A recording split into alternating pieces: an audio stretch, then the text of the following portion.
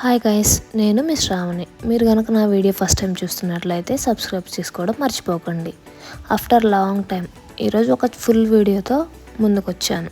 ఇడ్లీ, దోశ, రైస్లోకి దేనిలోకైనా టమాటో చట్నీ సూపర్గా ఉంటుంది. ఎప్పుడు రొటీన్గా పల్లి చట్నీ తిని బోర్ కొట్టినప్పుడు ఒకసారి ఇది ట్రై చేయండి, డెఫినెట్గా నచ్చుతుంది. ముందుగా కావాల్సిన ఇంగ్రీడియంట్స్ చూద్దామా.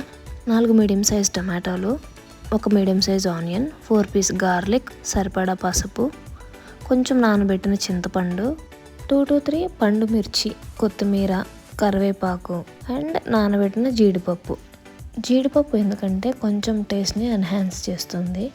ముందుగా ఒక చిన్న జార్లో మనం కట్ చేసుకున్న టమాటో, ఆనియన్, గార్లిక్, చింతపండు, పండు మిర్చి కలిపి బాగా బ్లెండ్ చేసుకోవాలి.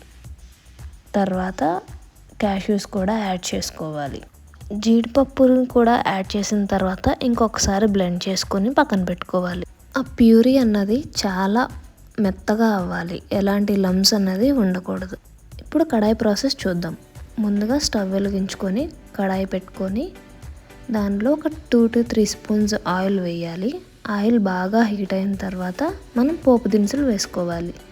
లైక్ మస్టర్డ్, జీరా, పచ్చిశనగపప్పు, మినపప్పు అవి ఫ్రై అయిన తర్వాత మనం ముందుగా బ్లెండ్ చేసి పెట్టుకున్న ప్యూరీని యాడ్ చేయాలి. మనం అది యాడ్ చేయగానే అది బయటికి పొంగిపోయే ఛాన్స్ ఉంటుంది, లైక్ అది చిందిపోతుంది. సో మనం లిడ్ పెట్టుకొని కవర్ చేసుకోవాలి.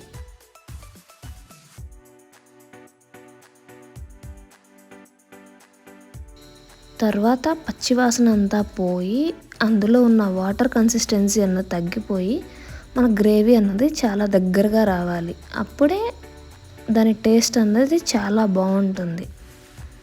ఆ ప్యూరీలో ఉన్న వాటర్ లెవెల్ అంతా తగ్గిపోయిన తర్వాత, పచ్చి స్మెల్ పోయిన తర్వాత మనం లైట్గా పసుపు, ఉప్పు, కారం కావాలి అనుకుంటే వేసుకోవచ్చు, లేదంటే లేదు. ఆల్రెడీ పండుమిర్చి వేసాం కాబట్టి బాగా కలుపుకున్న తర్వాత ఆ చట్నీ కన్సిస్టెన్సీ చాలా బ్రైట్గా కనిపిస్తూ ఉంటుంది. మనకు అర్థమవుతుంది అంటే ఏమన్నా వాటర్ ఇంకా ఉందా, మాడిపోతుందా, తగ్గిపోతుందా అన్నది మనకు అర్థమవుతుంది. ఒక 2-3 మినిట్స్ అడుగంటుకోకుండా తిప్పి ఏమన్నా మళ్ళీ ఉప్పు చూసుకొని సరిపోకపోతే మళ్ళీ టేస్ట్కి సాల్ట్ యాడ్ చేసుకోవచ్చు. లేదా సరిపోతుంది అనుకుంటే లాస్ట్లో ఇక మనం కరివేపాకు, కొత్తిమీర యాడ్ చేసుకొని చల్లారిన తర్వాత సర్వ్ చేసుకోవడమే. ఇది దోశలోకి అయితే సూపర్గా ఉంటుంది. మనము రోజు పల్లి చట్నీ, కొబ్బరి చట్నీ అవి తిని రొటీన్గా అనిపించినప్పుడు ఇది ఒకసారి ట్రై చేయండి, డెఫినెట్గా మీకు నచ్చుతుంది. దీని షెల్ఫ్ లైఫ్ అయితే ఒక 2 days, టైట్ కంటైనర్లో పెట్టి ఫ్రిడ్జ్లో పెట్టుకుంటే ఒక 1 week వరకు ఉంటుంది. మీకు కనుక ఈ వీడియో నచ్చితే లైక్ చేయండి, సబ్స్క్రైబ్ చేసుకోవడం మర్చిపోకండి. ట్రై చేసిన తర్వాత ఎలా ఉందో చెప్పడం మర్చిపోకండి. Bye bye.